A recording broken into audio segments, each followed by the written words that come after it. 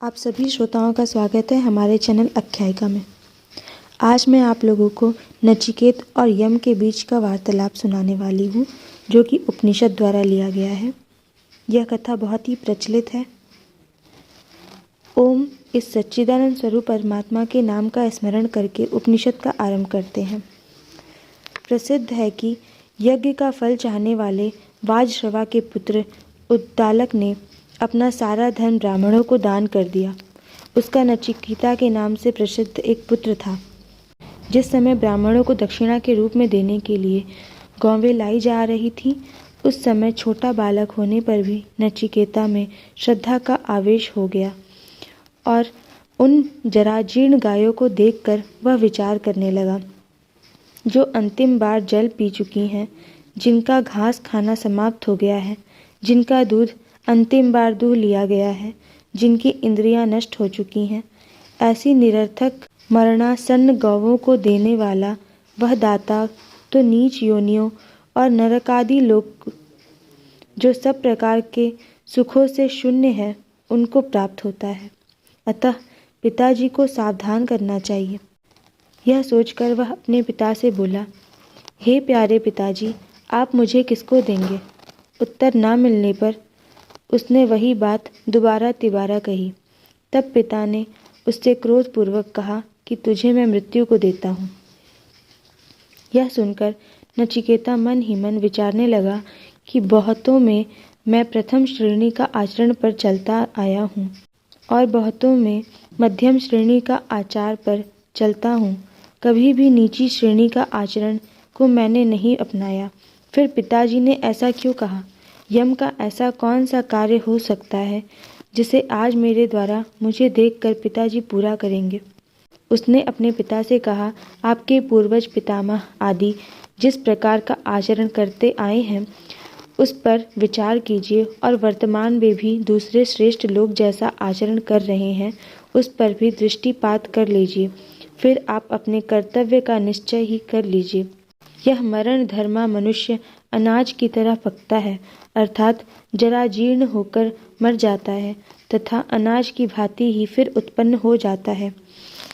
अतएव इस अनित्य जीवन के लिए मनुष्य को कभी कर्तव्य का त्याग करके मिथ्या आचरण नहीं करना चाहिए।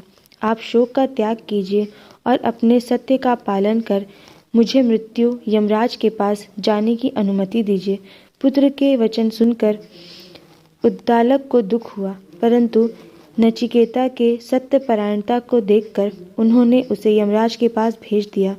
यम सदन पहुंचने पर पता लगा कि यमराज कहीं बाहर गए हुए हैं। अतएव नचिकेता 3 दिनों तक अन्न जल ग्रहण किए बिना ही यमराज की प्रतीक्षा करता रहा।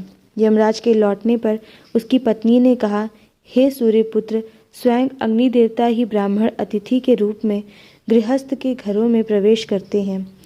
साधु पुरुष उनका सत्कार किया करते हैं, अतः आप उनके लिए जल आदि अतिथि सत्कार की सामग्री ले जाइए।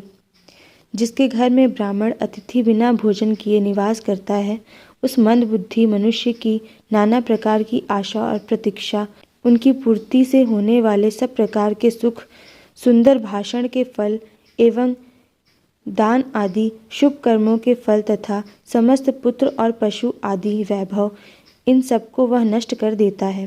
पत्नी का वचन सुनकर यमराज नचिकेता के पास गए और उसका यथोचित सत्कार कर बोले, हे ब्राह्मण, आप अतिथि हैं, आपको नमस्कार है।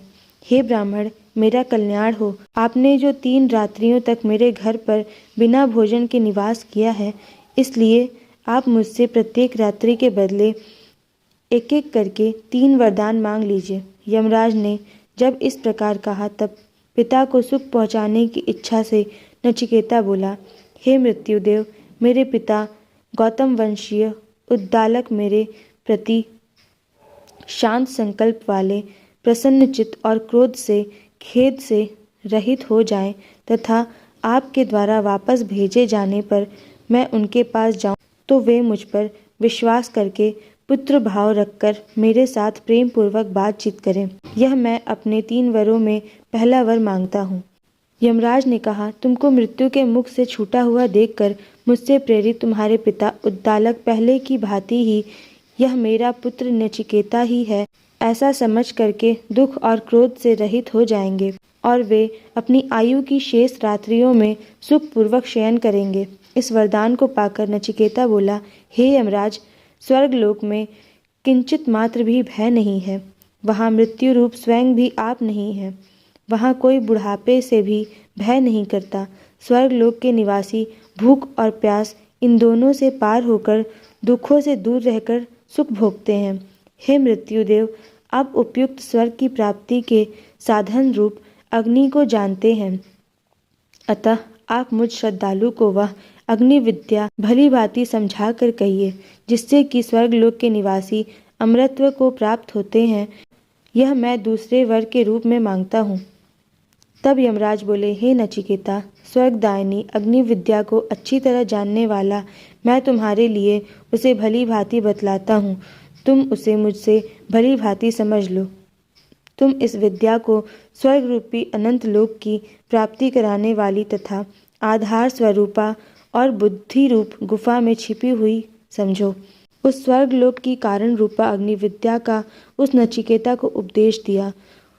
उसमें कुंड निर्माण आदि के लिए जो और जितनी ईंटें आदि आवश्यक होती हैं तथा जिस प्रकार उसका चयन किया जाता है, वे सब बातें बतलाई तथा उस नचिकेता ने भी वह जैसा सुना था ठीक उसी प्रकार समझकर यमराज को पुनः सुना दिया। उसके बाद यमराज उस पर संतुष्ट होकर फिर बोले।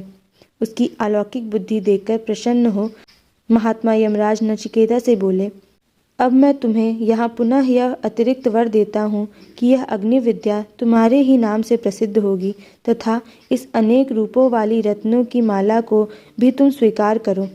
उस अग्नि विद्या का फल बताते हुए यमराज कहते हैं, इस अग्नि का शास्त्रोक्त रीति से 3 बार अनुष्ठान करने वाला तीनों ऋक, साम, यजुर्वेद के साथ संबंध जोड़कर यज्ञ, दान और तप रूप तीनों कामों को निष्ठा भाव से करने वाला मनुष्य जन्म मृत्यु से तर जाता है। वह ब्रह्मा से उत्पन्न सृष्टि के जानने वाले स्तवनीय इस अग्निदेव को जानकर तथा इसका निष्काम भाव से विधि पूर्वक चयन करके इस अंतिम शांति को पा जाता है। ईंटों के स्वरूप, संख्या और अग्नि चयन विधि, इन तीनों बातों को जानकर 3 बार नचिकेता अग्नि विद्या का अनुष्ठान करने वाला तथा जो कोई भी इस प्रकार जानने वाला पुरुष इस नचिकेता अग्नि का चयन करता है, वह मृत्यु के पाश को अपने सामने ही मनुष्य के शरीर में ही काट कर शोक से पार होकर स्वर्गलोक में आनंद का अनुभव करता है। हे नचिकेता, यह तुम्हें बतलाई हुई स्वर्ग प्रदान करने वाली अग्नि विद्या है, जिसको तुमने दूसरे वर्ष से मांगा है। इस अग्नि को अब से लोग तुम्हारे ही नाम से स्मरण करेंगे। हे नचिकेता, अब तुम तीसरा वर मांगो। धन्यवाद। अगर आपको ये कहानी हमारी पसंद आई हो तो प्लीज़ हमारे चैनल को सब्सक्राइब करें और वीडियो को लाइक और शेयर करें। धन्यवाद।